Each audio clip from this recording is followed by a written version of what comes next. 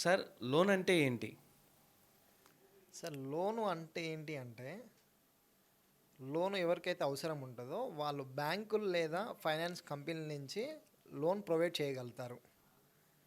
అలాగే సేమ్ ఈ month loan తీసుకుంటే నెక్స్ట్ మంత్ నుంచి దాన్ని వడ్డీ రూపంలో ఈఎంఐ రూపంలో మళ్ళీ తిరిగి బ్యాంకులకు చెల్లించేదాన్ని లోన్ అంటారు.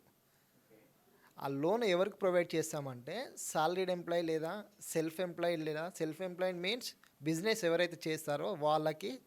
సాలరీడ్ ఎంప్లాయీ అంటే సాఫ్ట్వేర్ కంపెనీలో, government employee, private employee, ex employee ఎవరికైనా మనం లోన్ ప్రొవైడ్ చేయగలుగుతాము. అసలు లోన్ తీసుకోవడం అనేది మంచిదంటారా?